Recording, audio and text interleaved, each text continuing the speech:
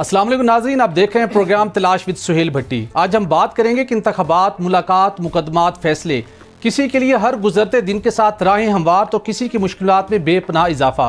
अब नैब की जानिब से साबिक वज़ीर-ए-आज़म इमरान खान, बुशरा बीबी, जुल्फ़ी बुखारी, मलिक रियाज, अली रियाज समेत 8 मुल्ज़मान के खिलाफ 190 मिलियन पाउंड केस के अंदर रेफरेंस दायर कर दिया गया है।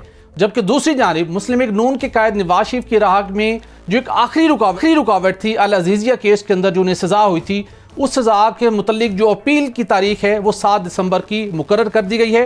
तो एवन फील्ड के बाद अल अज़ीज़िया केस के अंदर भी जो उनकी सज़ा है कलअदम होने की राह बिल्कुल वाज़ेह हो चुकी है। इसके साथ बात करेंगे कि नून लीग के बाद पाकिस्तान पीपल्स पार्टी ने भी बलूचिस्तान में डेरे डाल लिए हैं और बिलावल भुट्टो की नून लीग पर गरज चमक अभी भी ख़त्म ना हो सकी। बिलावल भुट्टो कहते हैं कि 3 मरतबा का वज़ीर आज़म चौथी मरतबा इक़्तिदार में आकर क्या मुल्क को मुश्किलात से निकाल पाएगा। और इसके साथ बात करेंगे कि तहरीक इंसाफ के इंटा पार्टी इलेक्शन में एक मरतबा फिर सीनियर क़यादत को नज़रअंदाज कर दिया गया है।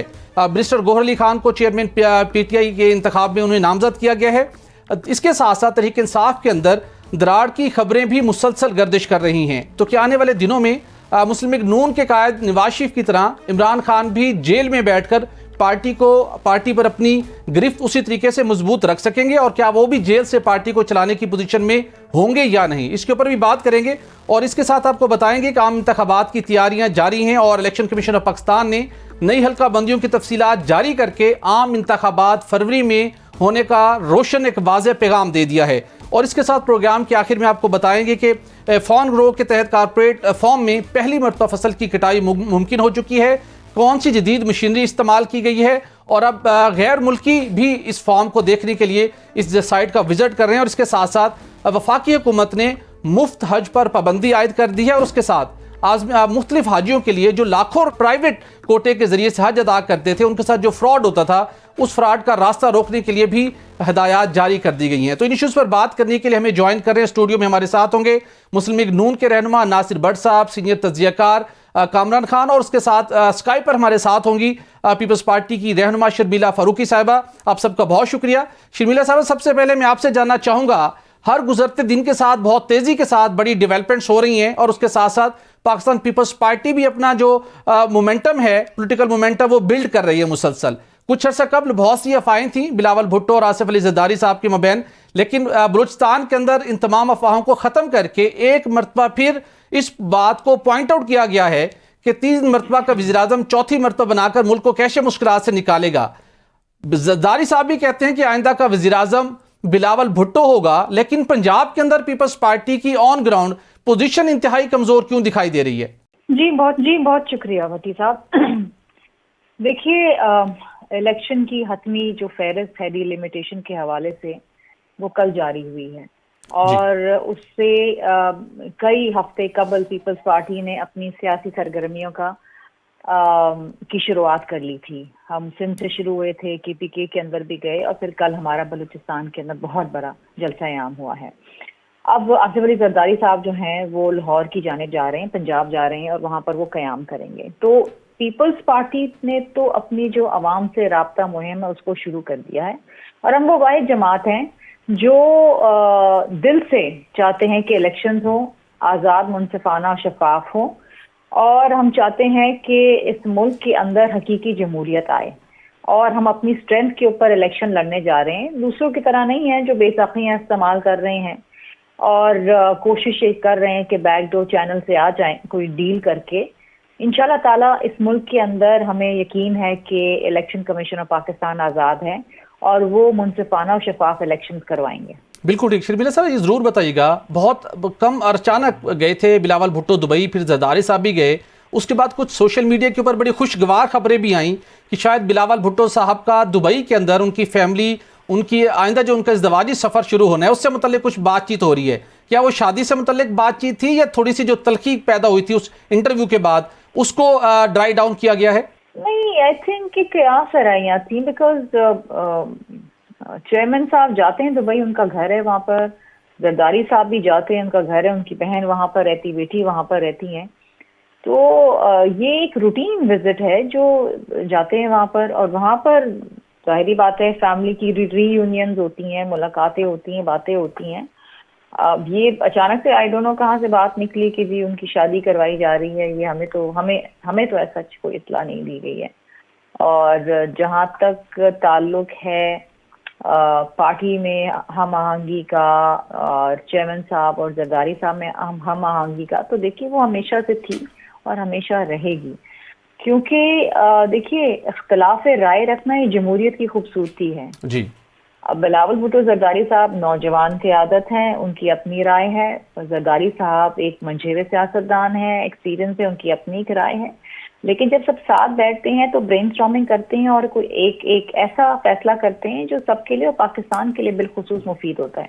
बिल्कुल ठीक, बिल्कुल ठीक। बट साहब मैं आपसे जानना चाहूँगा, इख्तलाफ राय जमहूरियत का हुस्न भी करार दिया जाता है, लेकिन मियाँ नवाज शरीफ साहब की बात करें, मियाँ शहबाज शरीफ की बात करें, उनका कभी हमें ओपनली इस किस्म का इख्तलाफ राय सामने नहीं आया। और उसके साथ जो बिलावल भुट्टो दोबारा क्रिटिसाइज़ कर रहे हैं और वो ये समझते हैं कि नवाज शरीफ साहब को चौथी मरतबा प्राइम मिनिस्टर नहीं बनना चाहिए, तो पार्टी के अंदर भी आज एक खबर सामने आई कि नवाज शरीफ चाहते हैं कि एक शाइस्ता एक इंतकाम वो लेना चाहते हैं चौथी मरतबा वज़ीर-ए-आज़म बनकर, भले कुछ अरसे के बाद वो इस ओहदे से प्राइम मिनिस्टर बनने के बाद वो फिर उस ओहदे को छोड़ दें, लेकिन एक दफ़ा लाजमी बनना है चौथी मरतबा प्राइम मिनिस्टर। तो ये क्या माजरा है? बिस्मिल्लाहिर्रहमानिर्रहीम।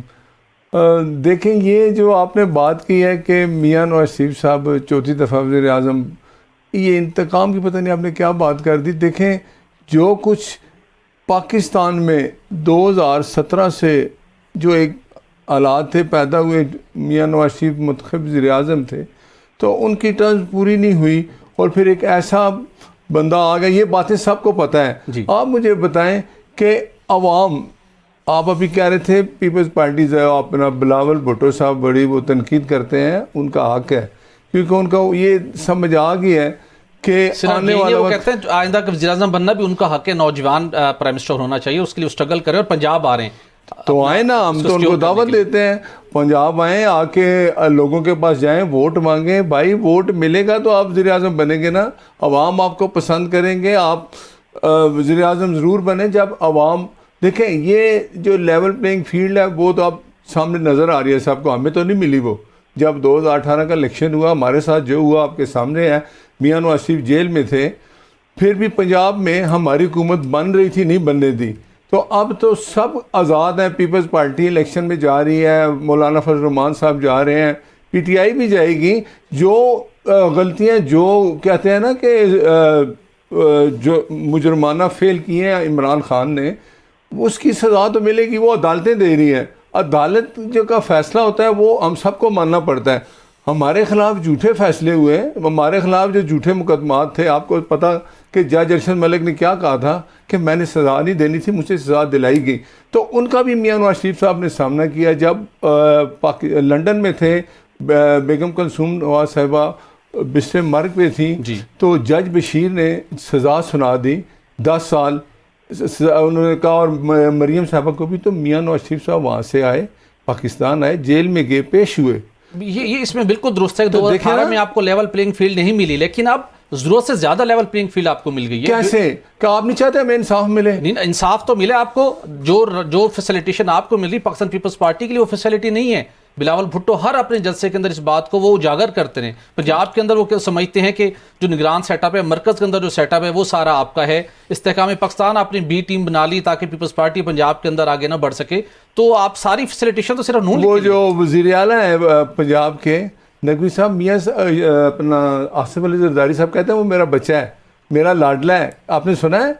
तो फिर ये तो एक केयर टेकर गवर्नमेंट है। हम देखें, मैं सिंध में जाऊं, पंजाब में जाऊं, मैं जमहूरी आख्या मेरा मैं जाके वोट मांगूं, अगर आपको अभी भी पता चल गया कि हमें वोट नहीं मिलेगा, तो आप इसका वबेला में चाहें जी वो दूसरे आ गए, हम क्यों नहीं आए? भाई आप भी, आपको अवाम में जाना है, वोट आपको मिलेगा तो आप वज़ीर-ए-आज़म हैं। अगर वोट अवाम का नहीं मिलेगा तो आप ज़बरदस्ती, अगर इमरान खान की तरह चाहते हैं कि इमरान खान की तरह हम आए और चीफ जस्टिस हमारा हो, इस तरह के सारे हालात पैदा करके आए, तो उसका हाल देख लें इमरान मुल्क का क्या किया। ऐसा नहीं हो सकता जैसे जरदारी साहब कहते हैं कि कौमी हुकूमत बनेगी और पहले भी आप माज़ी में इत्तेहाद में रहें, इत्तेहाद में आएँ और जो वजारत उज़्मा है वो आप पीपल्स पार्टी के हवाले कर दें और बिलावल भुट्टो वज़ीर-ए-आज़म बन जाए, ऐसा नामुमकिन तो नहीं है? ये ख्वाबों में तो हो सकता है कि आप मुझे वज़ीर-ए-आज़म बना दें इनको। ये भाई ये जमहूरियत है, पाकिस्तान 16 माह में हो अवाम चुका के पास जाना पड़ेगा, अवाम से वोट लेनी पड़ेगी, अवाम का फैसला आपको मानना पड़ेगा। डब्बे जब खुलेंगे तो उसके बाद फैसला होगा कि अवाम ने किसके हक में वोट दिया। ठीक है। कामजा आपसे जानना चाहूँगा,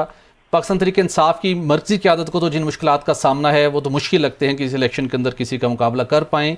जो नून और पीपल्स पार्टी की हम बात करें, दोनों जमातें इस वक्त मैदान में हैं, लेवल प्लेइंग फील्ड दोनों के लिए यकसां दिखाई देती है? बट साहब, हमने और आपने एज ए जर्नलिस्ट बहुत सारे इलेक्शन कवर किए हैं और इलेक्शन से पहले अमूमन यही शिकायत होती है, कोई एक जो है ना वो किंग पार्टी डिक्लेयर हो जाती है, यानी उसको कुछ जो है वो अनदेखी या देखी सहूलियात और एक वो पुश जो है वो मिल रही होती है। ठीक है, ये हर दौर में होता है, हर दौर में एक किंग्स पार्टी भी होती है, ये आपके इल्म में है।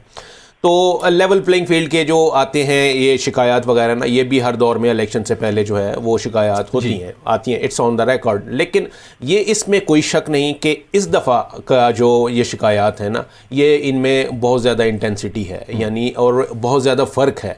यानी आप यूँ समझ लीजिए कि जो उस हवाले से तराजू के पलड़े हैं ना वो बिल्कुल बराबर नहीं है। ये मैं अदलिये की बात नहीं कर रहा, मैं एक वो उसकी स्केल की बात कर रहा हूँ कि इसमें वाकई हमने देखा कि बहुत ज़्यादा जो है ना वो, जिसमें जैसे अभी ये शर्मिला साहिबा ने कहा ना कि जी कुछ लोग हैं, कुछ पार्टियां हैं वो बैसाखी के सहारे आना चाह रहे हैं और मसनूई सहारों के सहारे आना चाह रहे हैं, तो वो ये इसी तरफ ही उनका इशारा है कि जी एक पार्टी को किंग्स पार्टी डिक्लेयर नहीं किया हुआ, वो अनडिक्लेयर्ड किंग्स पार्टी है।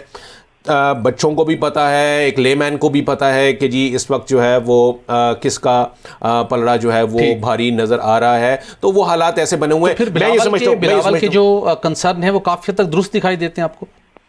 नहीं, बिल्कुल सही है, उनकी शिकायत बिल्कुल बजा है, इसलिए कि नज़र आ रहा है। देखें ना, हम इस बात को मैं एंडोर्स कर रहा हूँ being a reporter, being a journalist, कि जी हाँ, ये इस दफ़ा की जो लेवल प्लेइंग फील्ड में जो फ़र्क है वो बहुत ज़्यादा है। ठीक, मतलब एक किसी को बिल्कुल दीवार के साथ पुश किया हुआ है आपने, किसी को बिल्कुल ही जो है निगलेक्टेड है, और किसी के ऊपर आपने बिल्कुल जो है ना वो, यानी कि उसके ऊपर सारी फोकस ऑफ अटेंशन जो है वो उसको बनाया हुआ है, जो कि नहीं होना चाहिए। मैंने बताया ना कि हर इलेक्शन से पहले ये होता है कि कहीं कमी, कहीं ज्यादती होती है, और फिर यहाँ तक कि आपको याद हो रिफ्लेक्शन आपको मिलती है इलेक्शन के दिन भी। फिर जी ऑब्वियसली ये जाहिर है, ये चीज़ें मैटर करती हैं और इनका जो इफेक्ट है वो उसमें ये ट्रांसपायर होता है वो इलेक्शन के रिजल्ट में। बिल्कुल सही।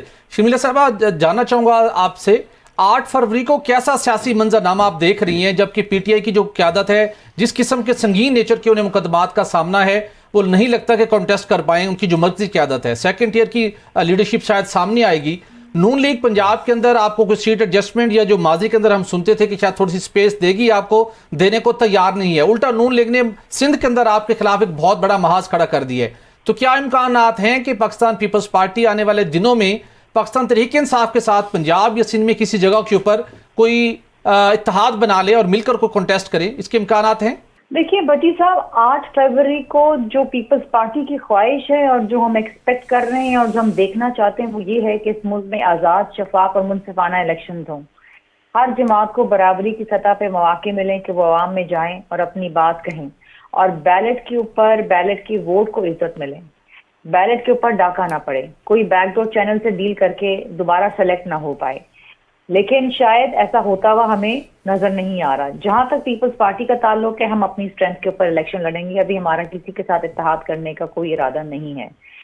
जहां तक दीगर जमातों का ताल्लुक है, MQM और PMLN और दीगर जमातें, अच्छी बात करें, ये एक इलेक्टोरल प्रोसेस है और इसमें जिससे दिल चाहे वो करके और इलेक्टोरल अलायंस बना सकते हैं। हमें किसी किस्म का कोई एतराज नहीं है। ठीक, लेकिन किससे फायदा पहुंचेगा ये हमें समझ नहीं आई अभी तक। MQM को PMLN से क्या फायदा पहुंचेगा, क्योंकि उनके तो चंद 100 वोटों के अलावा और कोई वोट है नहीं।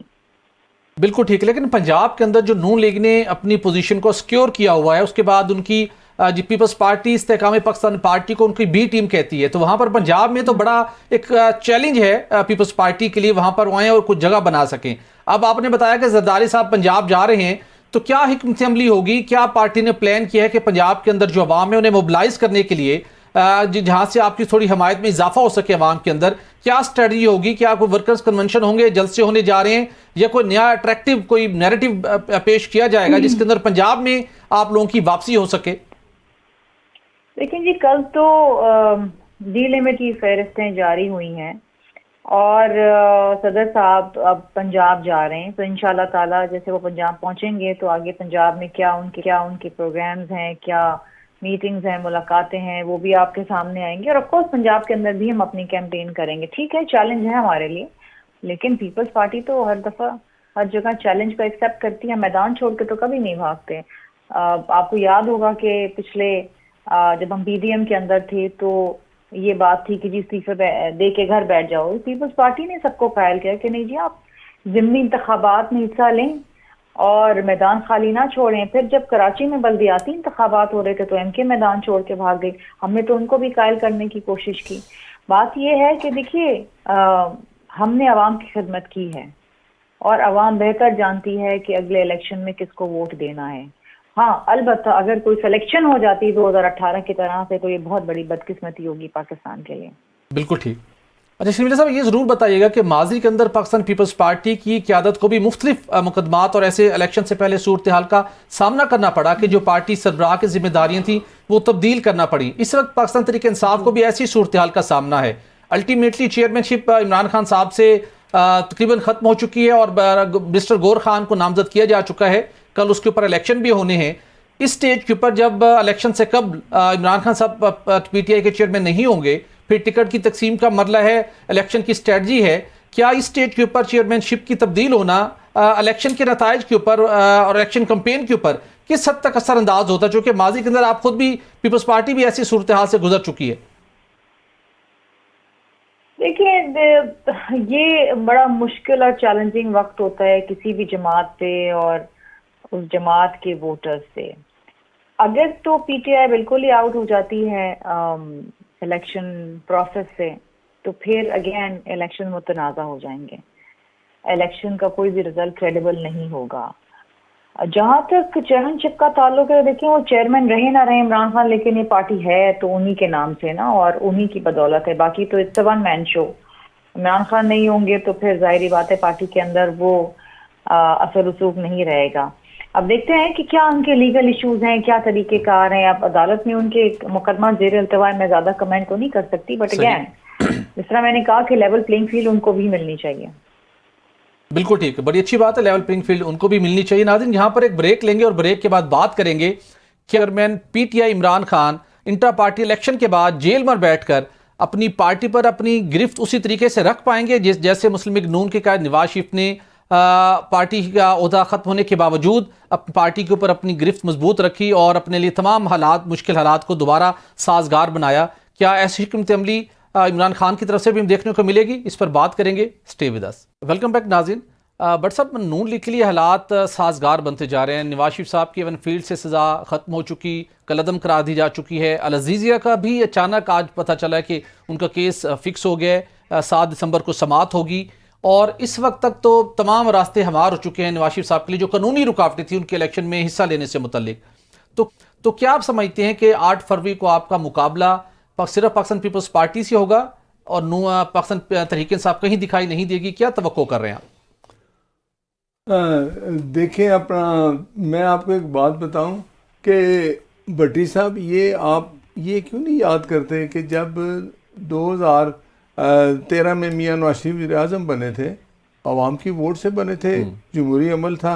जब वो वज़ीर-ए-आज़म बन गए तो उनके ख़िलाफ़ क्या कुछ ये साजिशें नहीं होती रही?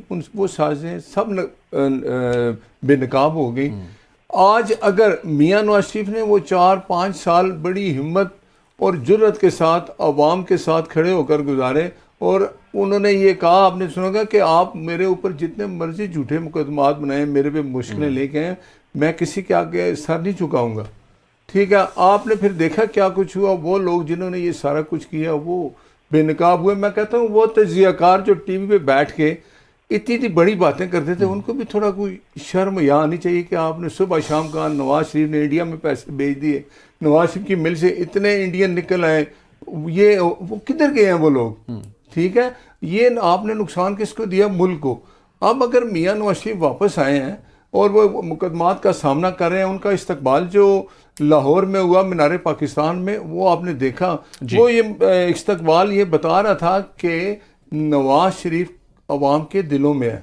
इलेक्शन का प्रोसेस शुरू है, अगर अदालतें इंसाफ, आप नहीं चाहते कि अदालत इंसाफ दे, वो झूठे मुकदमात थे वो ख़त्म होने थे, वो साकिब निसार वो लोग जो इकट्ठे बैठ कर वो जो जज को कहते थे कि भाई सजा दो नवाज शरीफ को, मुल्क हालत जंग में है, वो चीज़ें आप क्यों भूल रहे हैं? अगर इंसाफ मिल रहा है, हमने अदालतों से इंसाफ लेना है ना, हमें अदालतों ने ही हमारे साथ ज्यादती की, हमें बेगुनाह सजाएं दी, सब कुछ सामने आया। अब जमहूरी अमल है, इलेक्शन आएगा 8 फरवरी को जब इलेक्शन होगा इंशाअल्लाह ताला, और वो बक्से में जो वोट डालेगा वो वोट निकलेगा।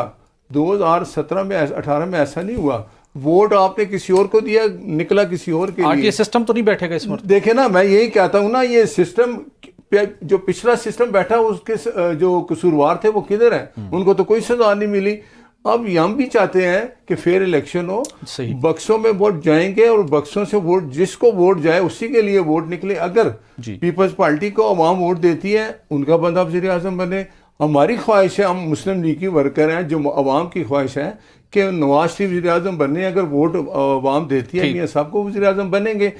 और दूसरी बात ये कि जी वो शर्मिला फारूकी साहब कह रही थी पीडीएम में जब पीपल्स पार्टी थी, तो पीडीएम में जब हम इस्तीफे देने लगे तो फिर पीपल्स पार्टी क्या बैकडोर डिप्लोमेसी करके तो चली गई कि हम इस्तीफे नहीं देते। पंजाब में आए, आप 100 दफ़ा पंजाब में आए, हम सिंध में गए, तो सर रियासत बचाने के लिए पीपल्स पार्टी ने आपका साथ दिया, वरना वो कहते हैं आप महंगाई लीग, ठीक है ना, वो आपको नजर आ गया ना। 16 महीने हमारे साथ रहे, मर्जी की वजारतें ली, हर काम किया, हमने तो कभी कोई नहीं रोका। अभी भी आप जाएं अवाम में, आपको अगर अवाम वोट देगी तो आप वज़ीर आज़म बनेंगे, हमें अवाम वोट देगी तो हम वज़ीर आज़म बनेंगे। लेकिन एक बात ज़रूर बताऊं, जो 4 साल मियां नवाज शरीफ ने इन लोगों का मुकाबला किया, रजीम का, उसका मुकाबला करना कोई इतना आसान काम नहीं था।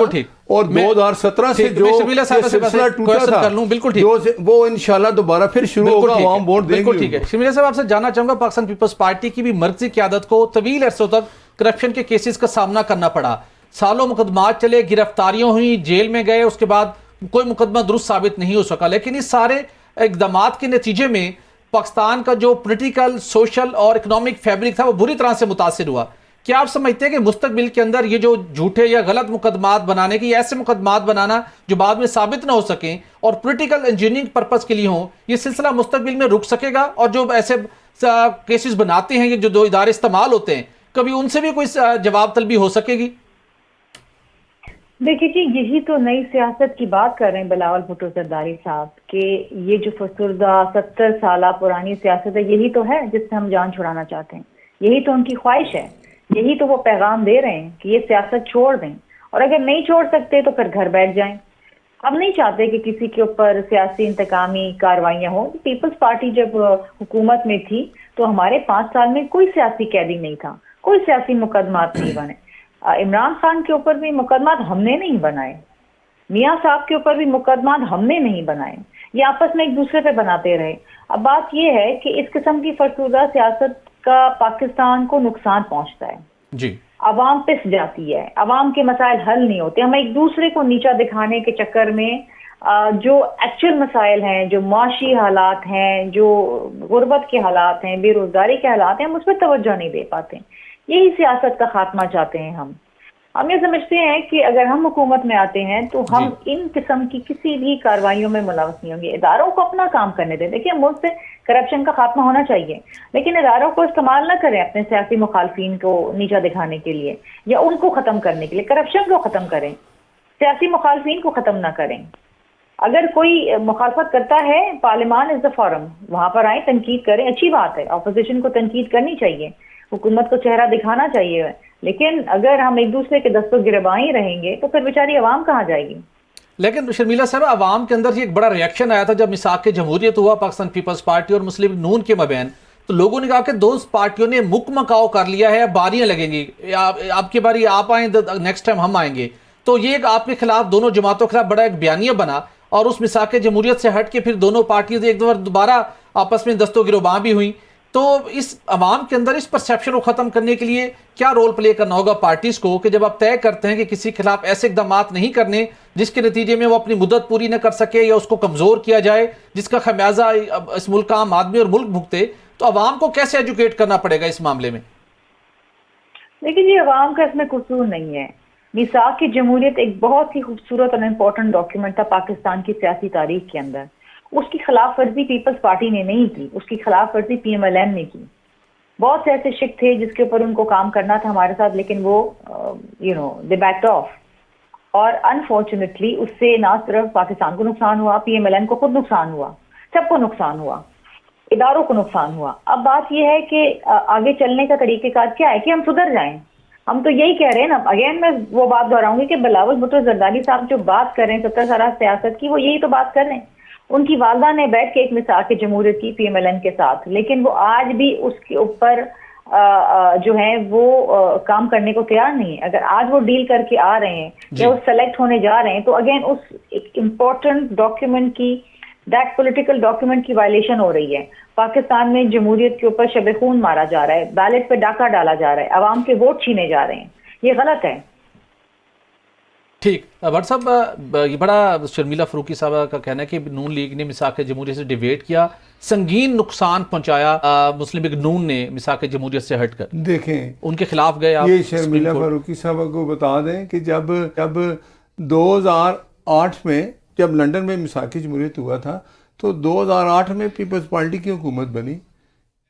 मियां नवाज शरीफ ने अपोजिशन में आ गए, पीपल्स पार्टी को हुकूमत करने दी 100 तरह के मुश्किलात आई, लेकिन मियां नवाज शरीफ ने कहा जी कि ये अवाम का मैंडेट इनको मिला है 5 साल, ये क्योंकि मिसाक जमहूरियत में यही था, वो 5 साल उन्होंने पूरे किए, चाहे उनका एक वज़ीर आज़म नया आपस में वो जब सुप्रीम कोर्ट ने हटा दिया, लेकिन 5 साल पीपल्स पार्टी ने पूरे किए। फिर इलेक्शन हुआ, तो उस इलेक्शन में मुस्लिम लीग नून को लोगों ने वोट दिए, मियां नवाज शरीफ वज़ीर आज़म बने।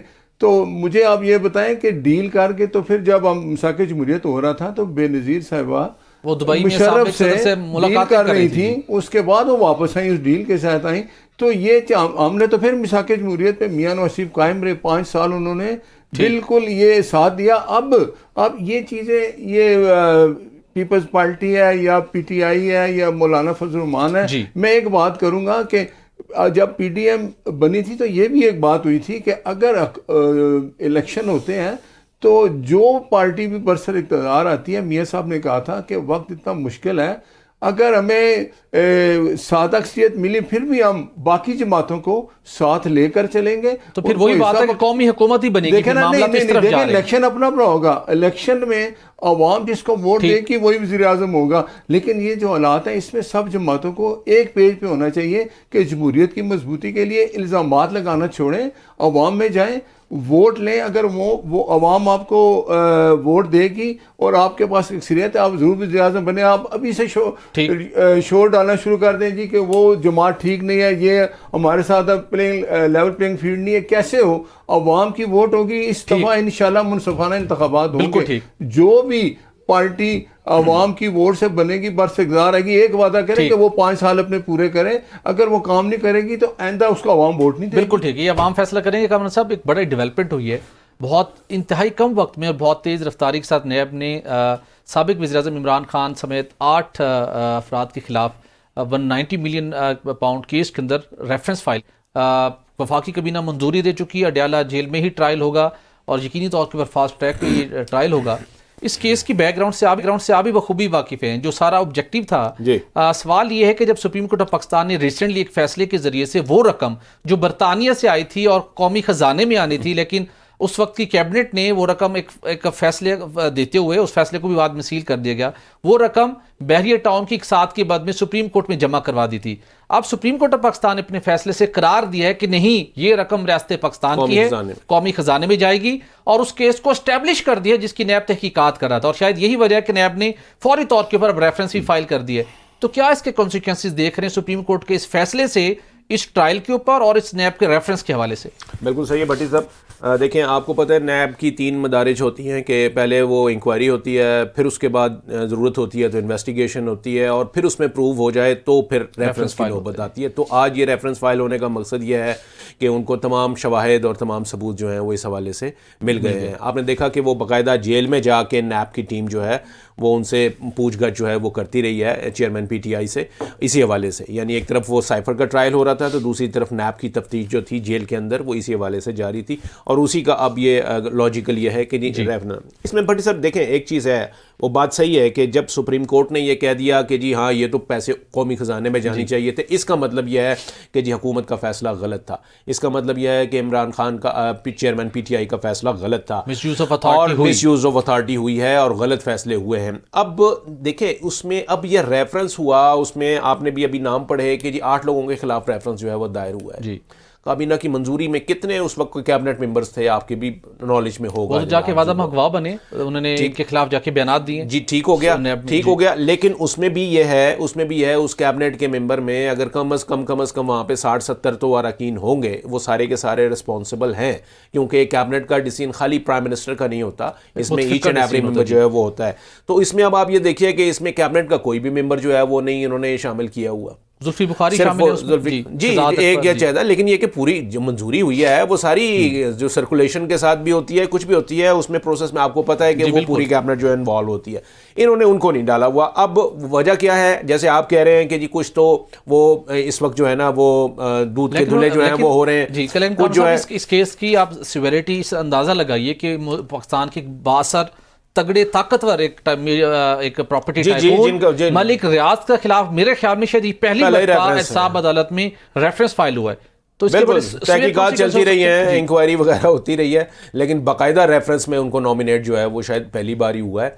और जिससे कि देखें वो ये ना हम टैबू बन चुके थे, यानी आप देखें कि वो इवन मीडिया के ऊपर नाम लेना जो है ना वो भी समझा जाता था कि जी नहीं उनका नाम नहीं लेना, हम सिर्फ कहते थे कि जी वो प्रॉपर्टी टाइकून है। लेकिन अब हालात चेंज हो रहे हैं और मामला जो हैं वो उस अंदाज में आगे नहीं चल रहे जिस तरह के पहले होता रहा है। तो यही वजह है कि बाकायदा वो तफ्तीश हुई, न सिर्फ वो बल्कि उनके साहबजादे जो हैं उनका भी नाम जो है वो उसके अंदर रेफरेंस के अंदर शामिल है। जिस तरीके से मामला पहले ही चेयरमैन पीटीआई साबिक वज़ीर इमरान खान को बहुत से संगीन मुकदमात का सामना था, अब ये खतरनाक तरीन जो एक केस है इसका रेफरेंस फाइल हो गया और नैब ज़राए का ये कहना है कि 1 से 1.5 माह के अंदर इसका ट्रायल मुकम्मल होकर अदालत फैसला सुना देगी और इसका फैसला बड़ा ऑब्वियस है, नजर आ रहा है।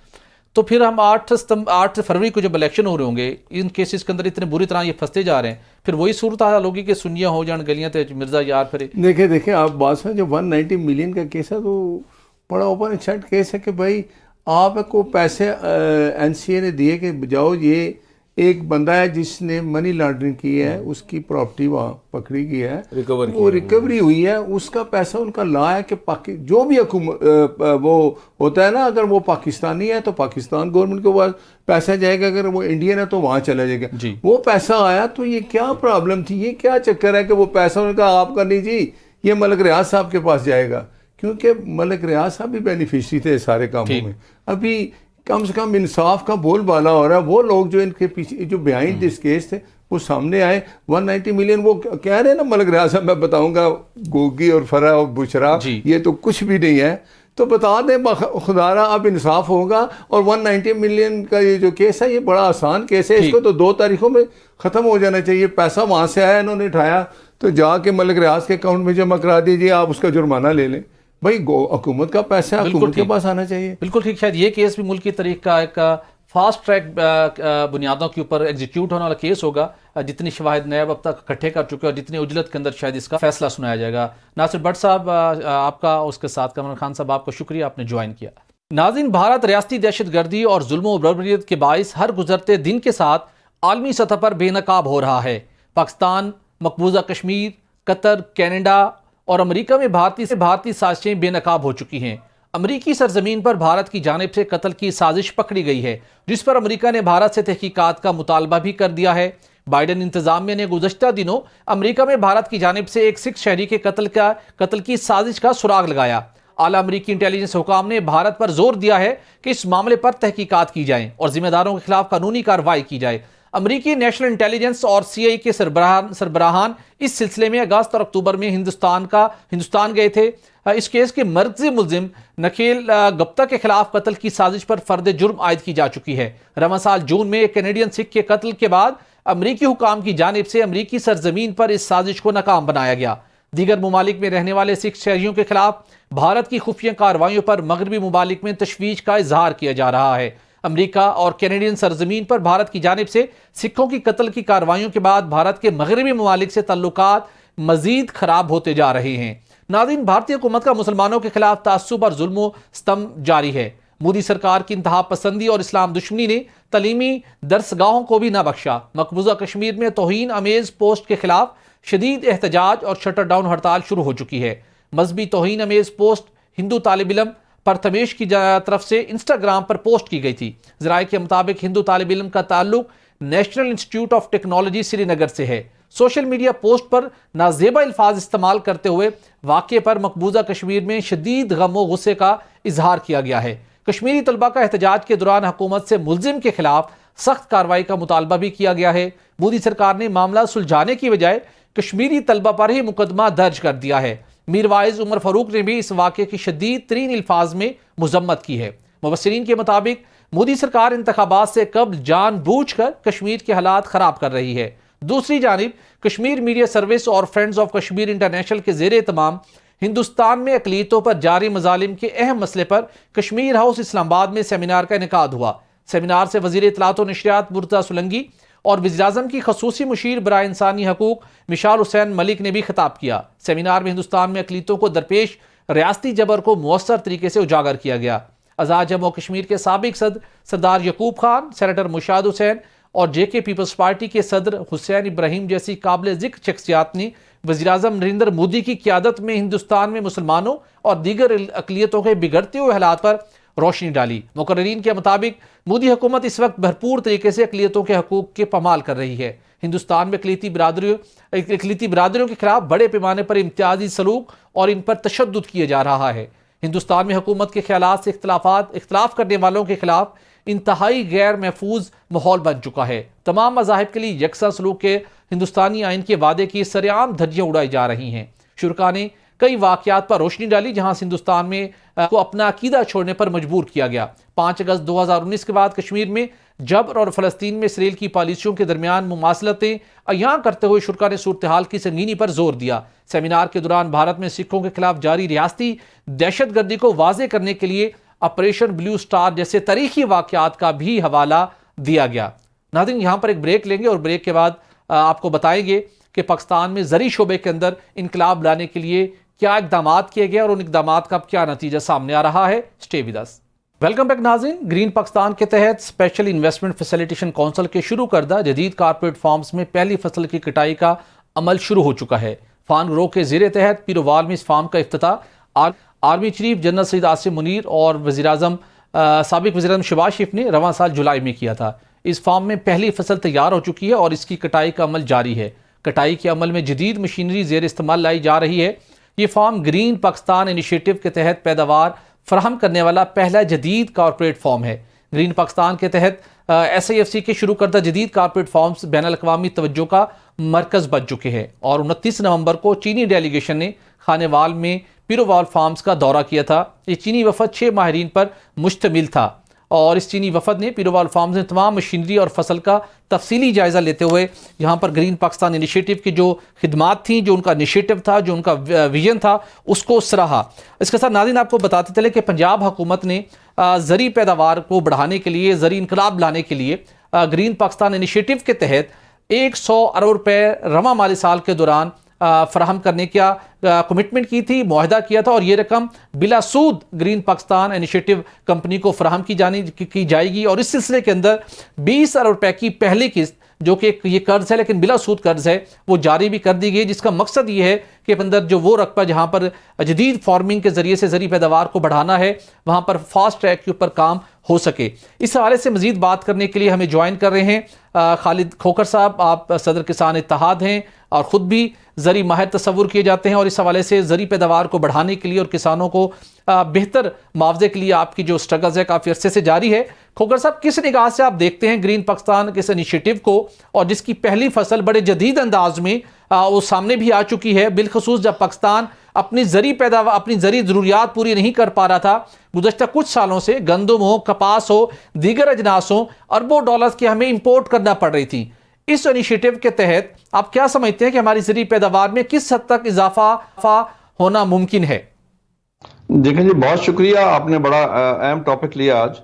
देखें जी, अर्ज ये है कि हम आबादी के लिहाज से हर साल अपने पाकिस्तान में एक नया मुल्क ऐड करते हैं, सिंगापुर या न्यूजीलैंड जितनी हम आबादी ऐड कर रहे हैं हर साल, लेकिन उस हिसाब से हमारी एग्रीकल्चर ग्रोथ नहीं थी। हम कोई 12 से 15 बिलियन डॉलर की एग्रीकल्चर प्रोड्यूस की बाहर से इंपोर्ट कर रहे थे, जिसमें गंदम है, दालें हैं, कपास है, एडिबल ऑयल है। यानी हम ज़रूरी मुल्क होने के बावजूद हम बहुत सारी चीज़ें हम जो बाहर से हम इंपोर्ट करते हैं, और हमारा दरोमदार इस वक्त इंपोर्ट पर है। इस वक्त की अहम ज़रूरत थी कि हम गैर आबाद रकबों को आबाद करें और अपनी जो पुरानी जो काश्तकारी उसको जदीद तरीक़ेकार काश करें। फन ग्रो ने जो पीरोवाल में आगे किया है, उसमें मैं एक मिसाल दे सकता हूं कि पाकिस्तान में डाइवो बस आई जी। एक डाइवो बस के आने से बाकी सारी बसें ठीक होगी, टाइम पे चलना शुरू हो जाएगी, और उनकी अब अल्हम्दुलिल्लाह वो डाइवो से भी आ गया। ये मैं समझता हूं कि एग्रीकल्चर में एक डाइवो बस चली है, और ये इसको फार्मर काश्तकार जाके जिस जदीद काश्तकारी को देख रहे हैं और इसको अपनाएंगे, जिससे उनकी पर एकड़ पैदावार बढ़ेगी, सीड बेहतर मिलेगा, नई मशीनरी लेके आएंगे, यानी कि एग्रीकल्चर के ऊपर आम काश्तकार भी अब इन्वेस्टमेंट करनी शुरू कर देगा। उसे भी एक शौक लग गया। अब जाके जब वहाँ जाके हम खुद जाके विजिट करते हैं, पीरोवाल में जाके देखते हैं कि वहाँ पे पेवर्ट सिस्टम लगे हुए हैं, पानी की 80% बचत हो रही है, जदीद काश्तकारी हो रही है, पर एकड़ पैदावार ज़्यादा है, बेहतर सीड इस्तेमाल हो रहा है और बेहतर सीड वहाँ पे बन रहा है जी। लेकिन जी पाकिस्तान में इस वक्त जो हालात हैं जी, अब आप ये देखें कि हम गंदम इंपोर्ट करते हैं। पिछले साल हमारे साथ क्या हुआ जी, हमने अपनी 24 खवातीन शहीद करवाई सिर्फ जो आटे की लाइनों में लगी हुई थी जी। और इसलिए मैं आर्मी चीफ को सैल्यूट पेश करता हूं कि उन्होंने ये ग्रीन इनिशिएटिव प्रोग्राम ये लिया। मैं इसको पैराडाइम शिफ्ट कहूँगा कि हम एक आम काश्तकारी से एक जदीद काश्तकारी की तरफ जा रहे हैं। बिल्कुल खोखर साहब, ये यकीनी तौर पर बहुत अच्छा इकदाम है, और जब इसकी ओपनिंग सेरेमनी हुई थी, इस इवेंट में आप खुद भी ज़ाती तौर पर मौजूद थे। मैं आपसे जानना चाहूँगा, जो जिस प्लान के तहत, जिस स्ट्रेटजी के तहत यहाँ पर ज़री पैदावार बढ़ाने का सिलसिला शुरू हुआ है, क्या कोई ऐसा मैकेनिज्म बनाया गया है जिसके तहत इस इलाके के या पंजाब के या दीगर सूबों के दीगर किसान भी इसको आके ऑब्जर्व कर सकें कि पैदावार का तरीकाकार क्या अडॉप्ट किया गया है, बीज कौन सा इस्तेमाल हो रहा है, मशीनरी कौन सी इस्तेमाल हो रही है, और बैंक्स की जानिब से कोई सपोर्ट भी मिल सके? कोई ऐसा मैकेनिज्म भी इस हवाले से तैयार किया गया है? देखें, जब अब इन्होंने काश्तकारी पीरोवाल में शुरू किया तो वहाँ काश्तकार आ रहे हैं, दूर दूर से काश्तकार आके देख रहे हैं। जिस दिन आर्मी चीफ आए थे उससे भी काफ़ी काश्तकार वहाँ पे तशरीफ लाए हुए थे। सब काश्तकारों ने आके देखा और काश्तकार देख को उसके इंशाल्लाह अब अपनाएंगे। अब जिस तरीके से लिम्स के जरिए, जो लिम्स का इदारा है, land information and management system, वो ज़मीनें दे रहे हैं फार्मर्स, काश्तकार को, कॉर्पोरेट सेक्टर को, वहाँ पे जदीद काश्तकारी, जहाँ पे देखें ना चुलिस्तान आपका जब से पाकिस्तान बड़ा गैर आबाद पड़ा था, अब वो आबाद हो रहा है। मैं यकीन से कह सकता हूं कि 5 साल बाद आप पहचान ही नहीं सकेंगे कि आप रोही आए हैं, ये चुलिस्तान आए हैं, ये थार आए हैं। वो इलाका इतना लश ग्रीन हो चुका होगा कि वहां आपको फसलें ही फसलें नजर आएंगी। क्योंकि आज हमारे लिए सबसे बड़ा इशू है फूड सिक्योरिटी का जी, बल्कि हमारा नहीं, पूरी दुनिया का नंबर 1 पे फूड सिक्योरिटी है, बॉर्डर सिक्योरिटी नंबर 2 पे चली गई है जी। अगर हम जदीद तरीका काश्तकारी नहीं करेंगे तो हमारी पर एकड़ पैदावार नहीं बढ़ सकती। क्योंकि अब आप ये देखें ना कि हमारी पर एकड़ गंदम पैदावार हमारे पंजाब की कुछ 34-35 मन है, इंडियन पंजाब की 55 मन है। वजह सिर्फ ये है कि उनके पास सीड बेहतर है, जदीद मशीनरी है, फिर उनकी कॉस्ट ऑफ प्रोडक्शन हमसे बहुत कम है। हमारे पास एक जो प्रॉब्लम है कि हमारे पास कॉस्ट ऑफ प्रोडक्शन में लेवल प्लेइंग फील्ड नहीं है जी। अब इस इदारे की आने की वजह से जितनी ये कोशिश कर रहे हैं, इसमें लिम्स है, SIFC है, इसमें फनग्रो है, और खसूसन जो SIFC का किरदार है वो बड़ा जबरदस्त है। पहले कोई फाइल जाती थी, ब्यूरोक्रेसी उसको रोक के बिल्कुल आपने दूसरा माजी के अंदर हम देखते थे कि हमने कोई पॉलिसी दी, कोई स्ट्रेटजी दी, उसके ऊपर इंप्लीमेंटेशन नहीं होती थी। हुकूमत तब्दील हुई तो सब कुछ खत्म। लेकिन यहाँ पर अब पहली मरतबा जहाँ पे SIFC थी, जहाँ पर आर्मी चीफ का अपना इनिशिएटिव था, तो चीज़ें डिस्टर्ब नहीं हुई, फास्ट ट्रैक के ऊपर चल रही हैं। खोखर साहब, ये ज़रूर बताइएगा, जो मुख्तलिफ गैर मुल्की इन्वेस्टर भी आ रहे हैं और यहाँ पाकिस्तानी कंपनियां भी इसके अंदर इन्वेस्ट करके ज़री पैदावार को बढ़ाने आ रही हैं, जो पाकिस्तान की ज़रूरियात है, हम कपास की बात करें, गंदम की बात करें, दालों की बात करें, इन इन्वेस्टर्स को किस तरीके से कोई गाइड किया गया है कि वो पाकिस्तान की ज़री ज़रूरियात के पेश नज़र फसलें उगाएं, और वो जो फसलें उगाएंगे क्या वो पाकिस्तान की मार्केट में फ़रोख्त करने के पाबंद होंगे या उसको एक्सपोर्ट करेंगे? देखिए, मैं आपको अर्ज करूं कि पहले तो हमें अपनी ज़रूरत पूरी करनी है जी।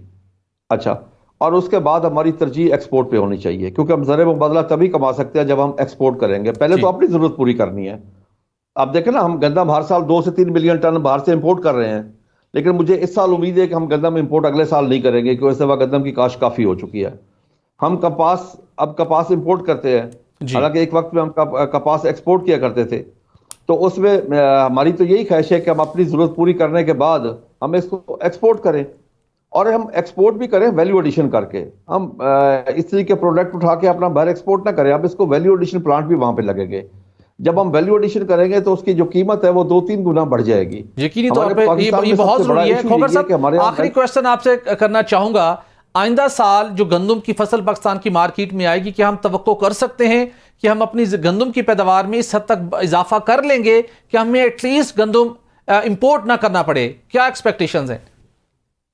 सर, उसमें एक चीज की रुकावट बनी हुई है इस वक्त, वरना गंदम बहुत काश्तकार बड़े शौक से काश्त कर रहा है, बड़ी मोहब्बत से और पूरे जनून से काश्त कर रहा है।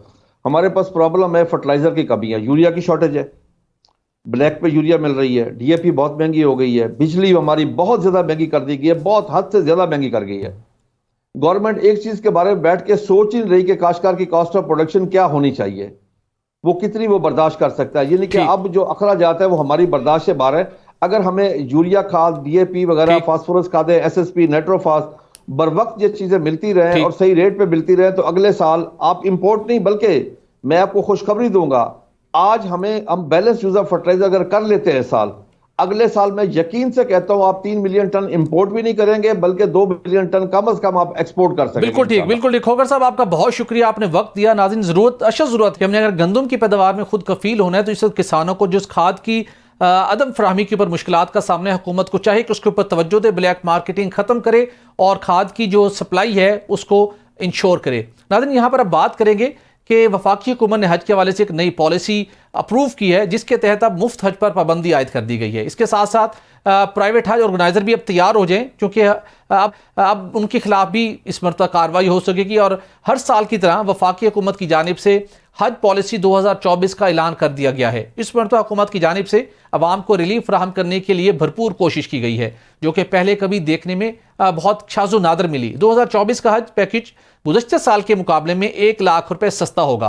पाकिस्तान का हज कोटा 1,79,210 है। सरकारी और निजी हज स्कीमों के लिए कोटे की तकसीम का तनासुब 50% है और हर एक स्कीम के लिए 99,605 सीटें मुख्तस की गई हैं। इस मरतबा हुकूमत पाकिस्तान की जानिब से 2 हज पैकेजेस का ऐलान किया गया है। लॉन्ग हज पैकेज में जो कि 38 से 42 दिन का होगा, और शॉर्ट हज जो कि 20 से 25 दिन का होगा। इस मरतबा किसी को भी मुफ्त हज नहीं करवाया जाएगा। लॉन्ग हज पैकेज के तहत रेगुलर हज स्कीम के खर्चात जनूबी रीजन के लिए 10,65,000 रुपये, शुमाली रीजन के लिए 10,75,000 रुपये होंगे। इसके साथ शॉर्ट हज पैकेज के तहत रेगुलर हज स्कीम के खर्चात जनूबी रीजन के लिए 11,40,000 और शुमाली रीजन के लिए 11,50,000 रुपये होंगे।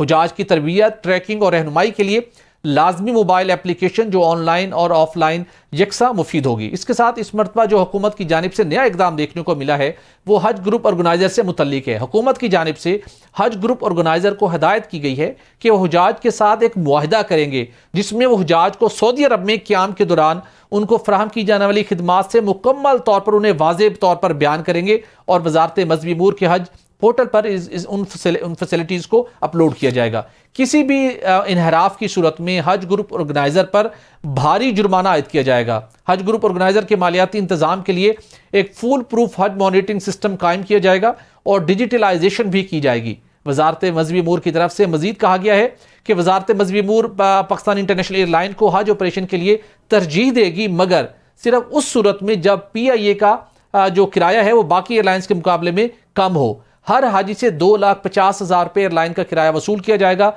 अगर इसमें कोई कमी की जाती है तो वो जो रकम बचेगी वो हुजाज के बाद में वापस कर दी जाएगी। नाज़रीन, प्रोग्राम का वक्त खत्म हो जाता है, इजाज़त दीजिए, अल्लाह हाफिज़।